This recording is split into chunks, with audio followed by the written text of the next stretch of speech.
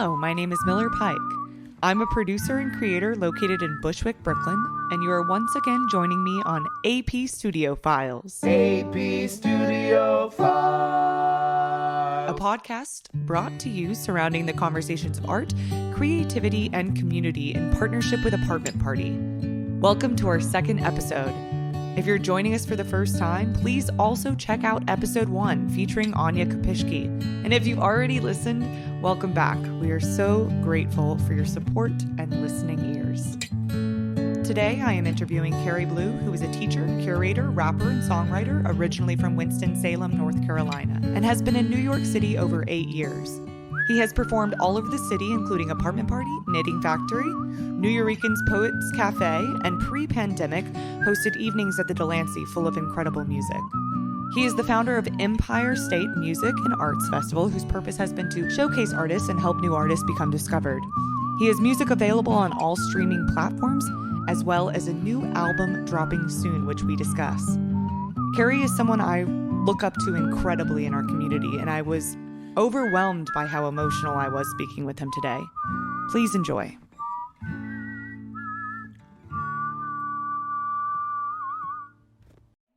All right, without further ado, welcome to Kerry Blu. Hey, thank you. Thank you for having me. I'm so excited. It's been so wonderful to watch you this past year. Thank you. Truly. So Thank you. I was definitely when I was thinking of people I consider to be really resonating in this community in a way that we really need, your name definitely Thank you. came to the top. That makes me feel good. I don't know, I think this year has been fucking crazy. Can I say fucking? Oh, of course. Okay. This year has been fucking crazy. And I've honestly just tried my best to be the best that I can be within it. You know what I mean? Whatever that means. So I appreciate it. Well, it's I definitely really showed. appreciate So it. I want you to know that for sure. So first, I just want you and your words, because we've just heard in my words, tell us a little about Kerry. Kerry. Well, I am from Winston-Salem, North Carolina. We call it the Trafo, where I'm from. And I went to Appalachian State University, and that's where I kind of discovered my love for arts. I went to Appalachian State University, and I was going for medicine. I wanted to be a cardiologist or a cardiac surgeon. I hadn't really made up my mind.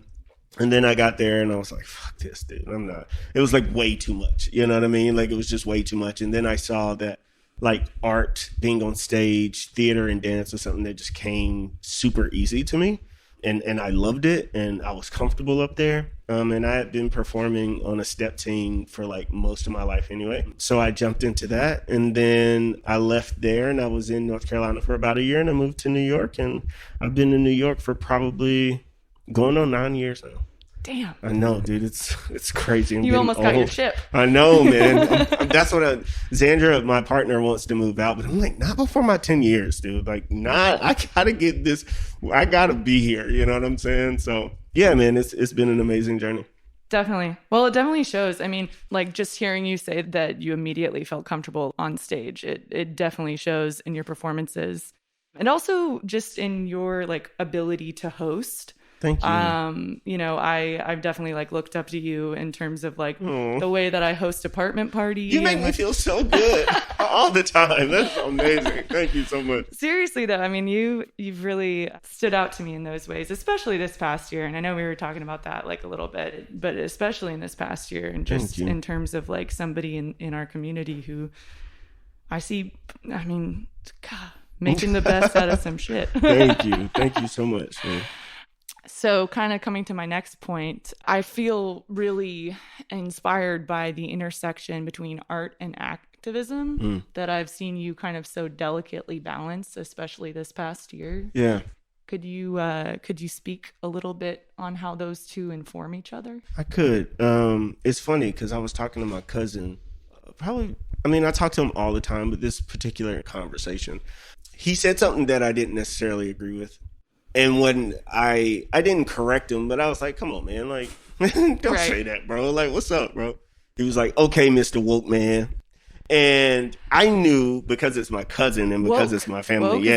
Woke man. What up, woke man?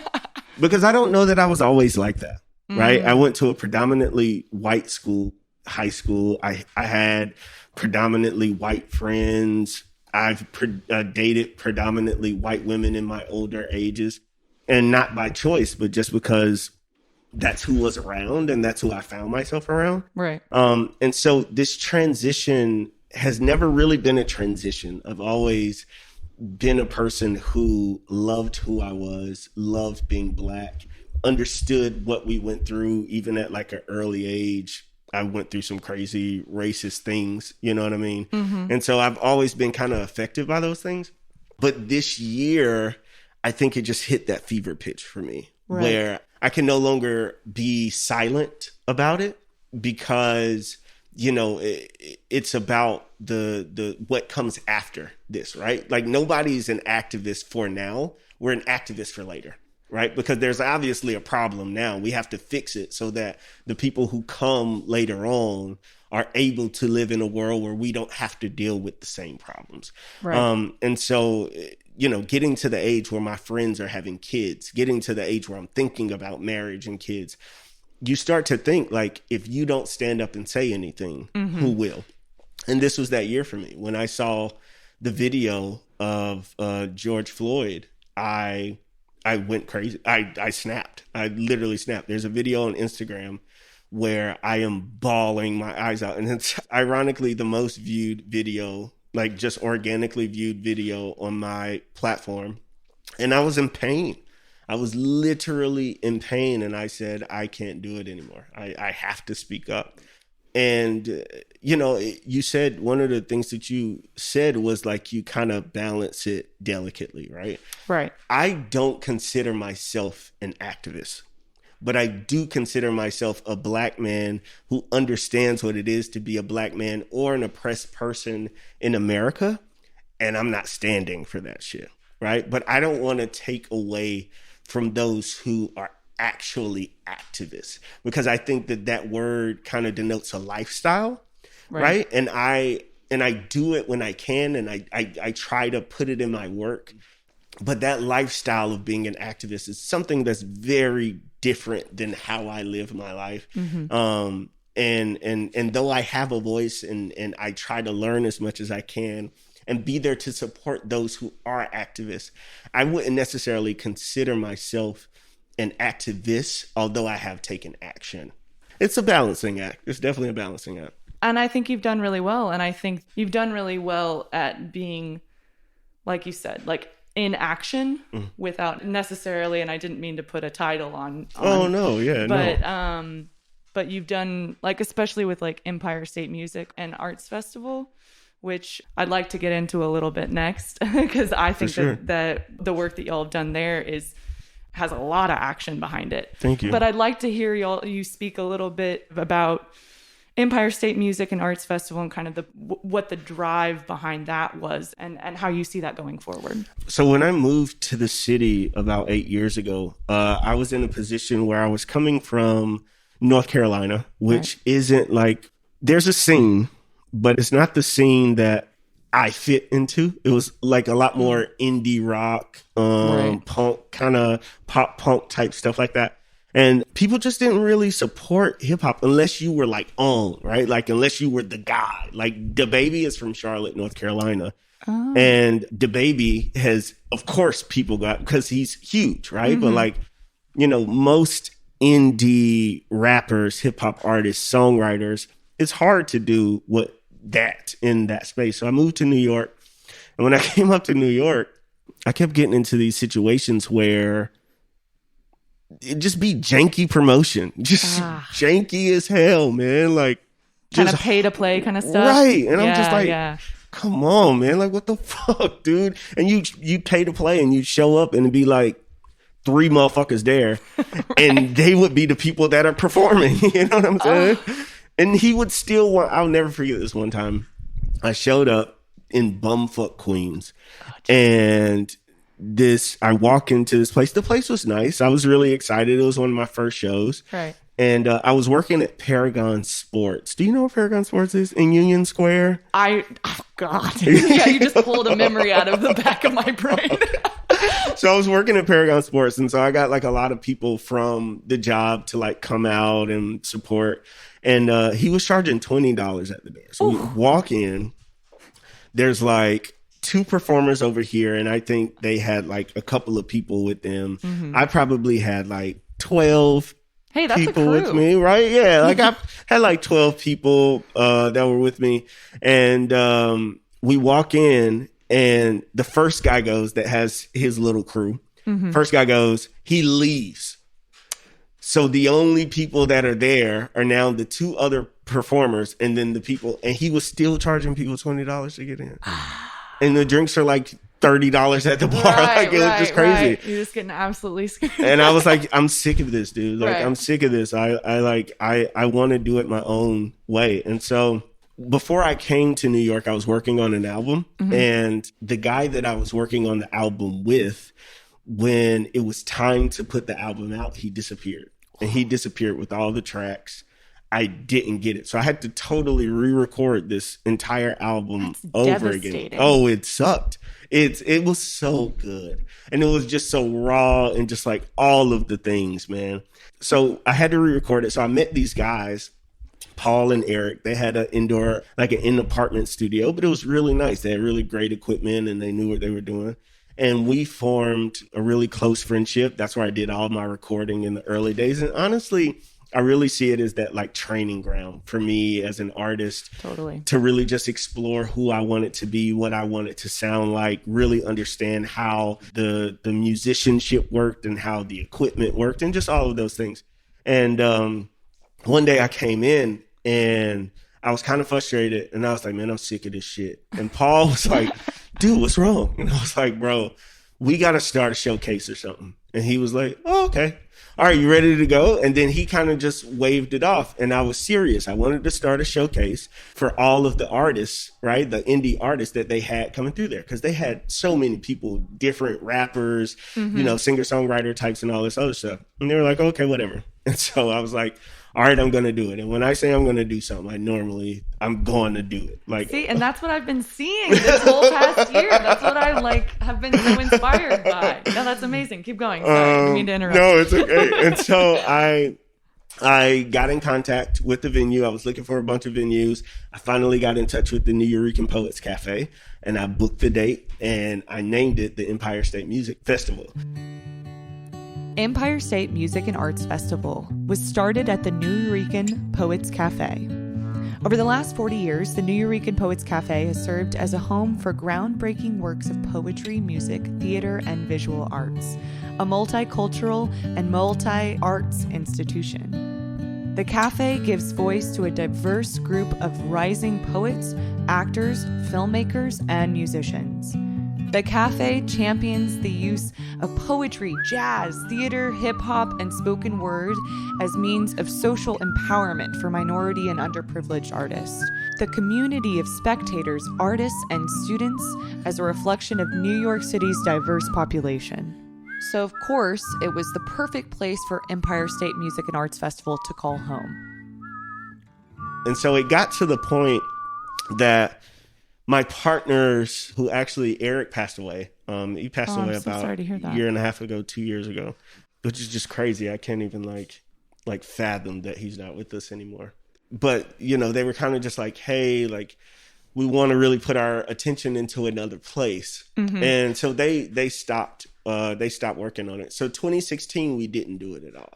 Oh, okay. I didn't realize. At all. So from 2013 to 2015, we did it. 2016, we didn't do it at all. And then I was like, man, I gotta do it. Like, I love this idea and I think it could be something. Like, I gotta do it.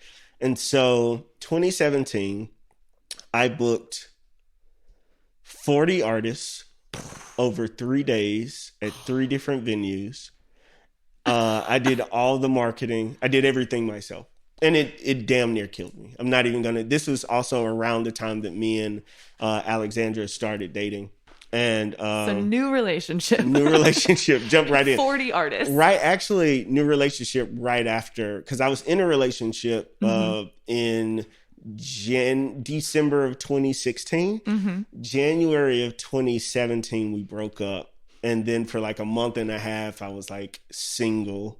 And then me and Alexandra got together. We kissed for the first time in March, which is what we're celebrating. And then we really like officially started dating later on in the month.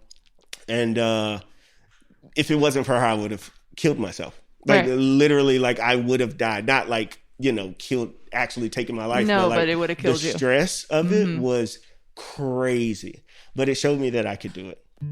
Speaking of Alexandra, she has a word for us about her podcast, The Pod Broads. Hello, listeners of AP Studio Files. My name is Alexandra Cole, and I am the host of a podcast called The Pod Broads. It is a podcast about women in podcasting, and each week I interview a woman in the podcasting industry and talk to her about her life and work experience and how those two things intersect.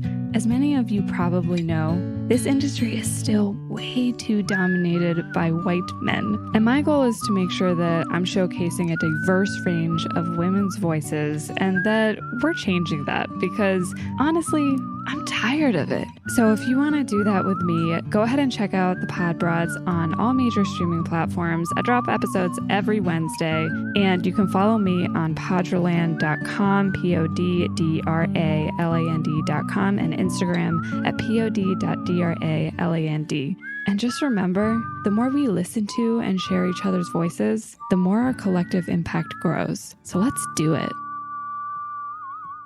I don't know if I realized it was so many artists that year that you did it. This was completely solo. Well, because before that, we were only doing it one day at a time. Oh, gotcha. And then I extended it to 3 days. This is pre-me. Pre-friendship. And so we extended it to 3 days. We had about 40 artists that week, and it went over really well.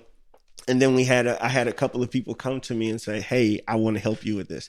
And they've been my team ever since, they're kind of in and out at times, but Bex, she's also a performer, amazing performer. Keita P, who's also an amazing performer.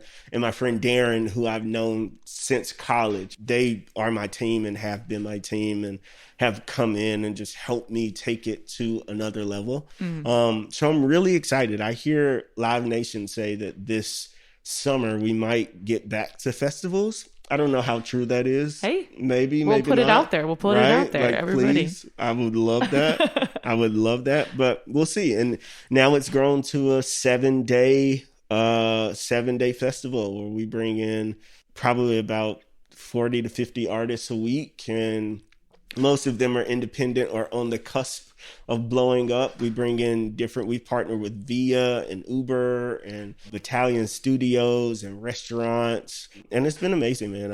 I'm excited about pushing it and taking it to the next level, because right when the pandemic hit, we were getting investors. We were getting people to be like, hey, we love what you're doing. We want to invest in this. Like, let's make this huge. Right. And then the pandemic hit, and it's all going to come back. It is. I really do. I really see this as obviously it's been a lot. Right. I'm not trying to brush over anything at all, but I do see this as a pause. Oh yeah. And I feel like I've seen you take that pause in a way that is like really commendable. Thank you. Yeah. Truly. It's tough. Well, and it's interesting because I think, what you're saying about taking a pause, I think we had to rest. It's the one thing that my mom used to tell me when I was a kid. I'd be doing this and doing that and doing this and doing that. And she'd be like, you're not going nowhere. You're going to stay your behind at home and sleep. That's what you're going to do. And she would ground me. Like, I would be doing 6 things in school and running then extra right. And she was like, no. And I think Mother Nature, the world, God, whatever you believe in, was just like, all right, I need y'all to rest. And again, that doesn't take away from the lives that were lost, because a lot of people passed away.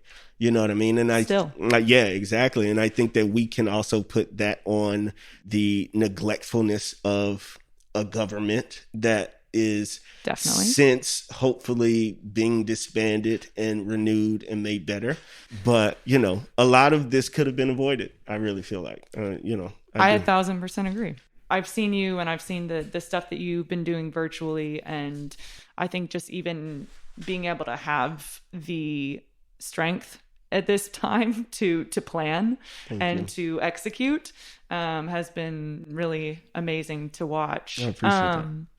In terms of like creatively for you, because obviously you have this whole side of you that is this incredible host, and you have such a nice way of bringing together community, something that I really want to continue to do myself as well.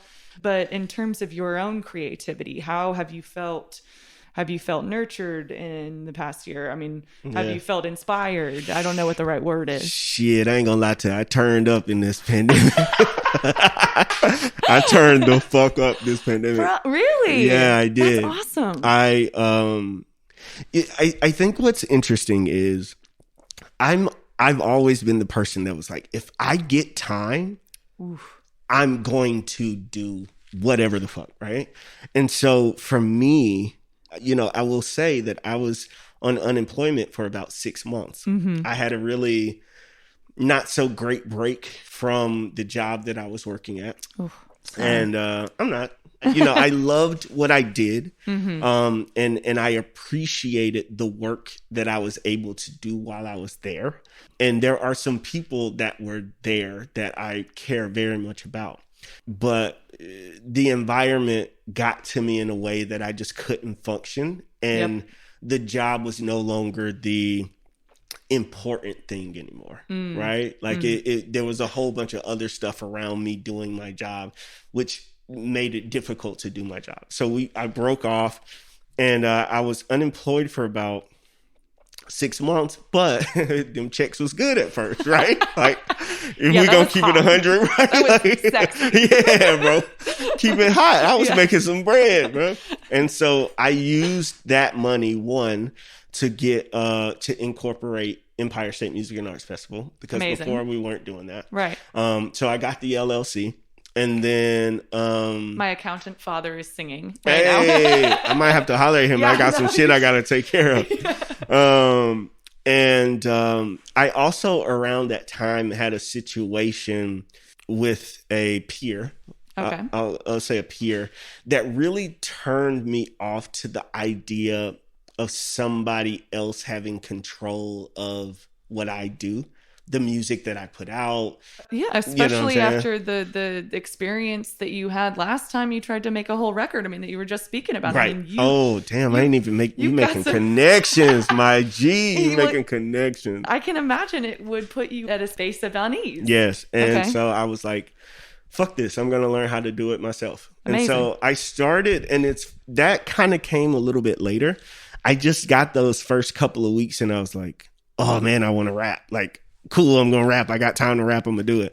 And I started writing stuff, and I came up with probably 3 tracks. And one of them is actually on the record. The other 2 I recorded, but not in like a way that I would ever put out. They're good, but you know.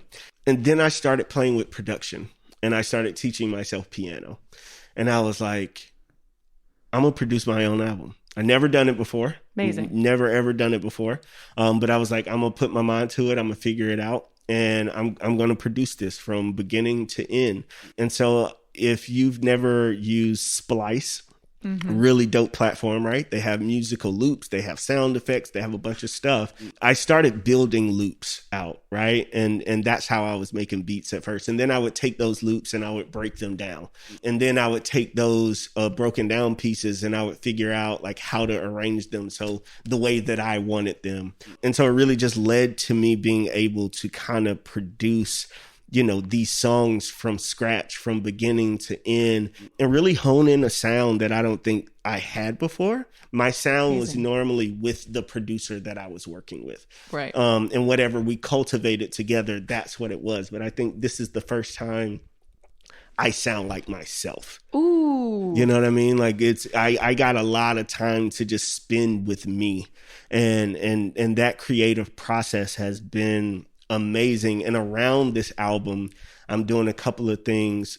where I'm starting a cooking show, because I was like, you know what? I really want to I want to go beyond the music, kind of. Mm-hmm. And so with this show, me and my big brother, Twan, we decided to create recipes for each song. And so I'm going to record an episode and not only talk about the song, but cook the actual recipe on camera and put that out as content. I also started a documentary when I first started, recording things. And when I first got to the place where I was like, okay, I'm making something. Right. I started to record everything. So I'm going to put all of that together and put that out as like a documentary of episodes, like 3-minute, 4-minute episodes. Amazing. And so it's been, man, this pandemic has really turn the fuck up, dog. I'm so excited to hear that. I mean, obviously, I've seen people and I've seen, work from yourself out and about, but it's like you never really know. Yeah. Yeah, we were speaking about doing this interview, and you were like, "Oh, got a full album coming out." I'm like, yeah. All right, well, I want to hear about that, because you just wrote a full album this quarantine. You want to tell the people what the album is called? The album is called "The Game Is the Game." Awesome. Do we have a release date?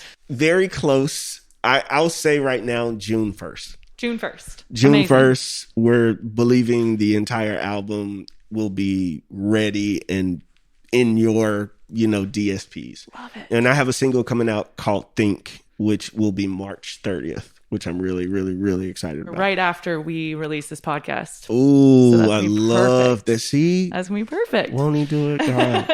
That's going to be amazing. Yeah, it's worked out that Think was actually the first song that I wrote in quarantine. It feels really nice to see, that entire year come to fruition and come to a head. And I'm excited about it. It is a year. Mm-hmm. Yeah. Well, I'm really excited to hear that. I really appreciate you being here today. Of course. Thank you for having me. Truly, so nice to talk to you, and so nice to hear that you've connected, man. It sounds like you kind of shed some stuff. I did. Which is great. I did. I'm so happy. I feel like some people I talk to, they're like, I'm doing really well. Mm-hmm. Everyone's a little embarrassed. Yeah. I told my therapist the other day, I was like, I'm doing good. Yeah, I'm thriving right now. I'm thriving. I appreciate it. So then just coming to kind of my last question, which is sort of my thesis project right now. What does joy look like in a community setting going forward for you? I was thinking about this question because I remember you posting it on Instagram. Honestly, it's hard for me to say, because I think I often find joy just around people in general, right? Mm-hmm. And just being together with other people, like-minded people, maybe not even like-minded people, but just people in general, I think is going to be such a joyous and infectious thing, right? Even now, just looking at your face, please, God, I need it. That sentiment is so important to me, because I am a people person. I'm a performer. I feed off of the crowd. And when we're able to connect in a way that is uniquely human again, right? Oh. Shows are when somebody comes to a show, or when we have that, I can't forget to tell you the story. Oh my God, I can't forget to tell you the story. And I'll use this as an example. The last time I performed here was when my student passed away. I've been thinking about that a lot, actually. Yeah. I was kind of debating whether to bring that up or not. But actually, that performance is one of your vulnerability is... It makes me want to cry thinking about it right now. Oh my God, dude. There's actually a picture Tucker took that I always think of, and it's literally you just I think you have tears in your eyes, and you're just hands are up, dude. And you're screaming out.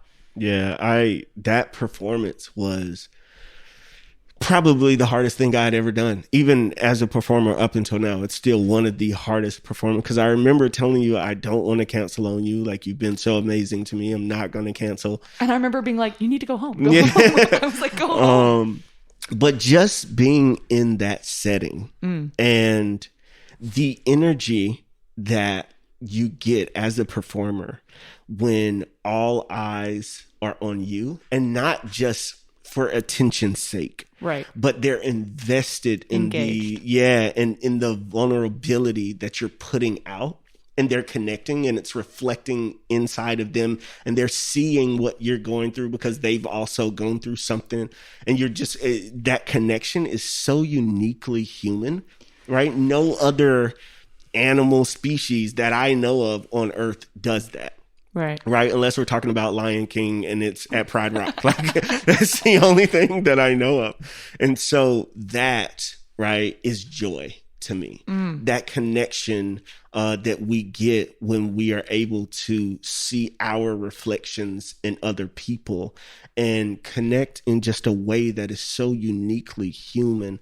That's joy for me. And being able to just, you know, be around and be of comfort and just smile and laugh and, you know, debate and all the things that we call normal, but is honestly just life, right? And what we do and how we act. I'm so excited for it. And that makes that seems to be joy for me, I would have to say. Just that connection, man. I feel like my interpretation of that is very similar to yours as well. Just that ability to be inherently together. And actually from that, this is what I meant to tell you. From that apartment party, there were two guys that were there, and I feel horrible because I can't think of his name right now, but he hit me up not too long ago, probably about a month and a half ago. And he was like, yo, I saw you at an apartment party. I'm doing like a little bonfire in my backyard, and I want you to come because the way you were vulnerable that night was the craziest thing.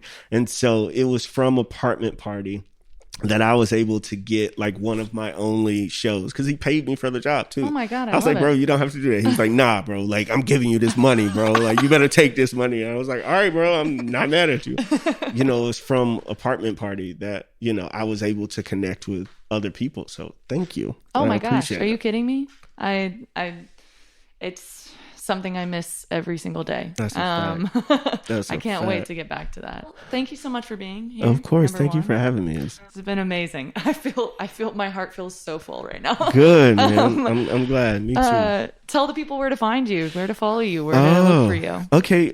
You can follow me on Instagram at Kblu Music, KBLU Music. And you can also go to my website, www.kbluemusic.org, and you can get all the things there, all my releases, amazing link trees and videos and, you know, all of that good stuff. So thank you again. Thank you so much. This is amazing. Thank you. Thank you for tuning in today. AP Studio Files can be found on all your streaming platforms. Please share with your friends. You can follow us on Instagram and TikTok at AP Studio BK. Our host is Miller Pike, technical producer Anya Kapishki, photographer Tucker W. Mitchell. Today's theme music is by Fab the Duo and research by H. Connolly. Special thanks to Corey Germain, Rachel Kriegberg, Tim LaSalle, and Alexander Cole. Thank you all for tuning in. This has been an AP Studio production in association with Apartment Party.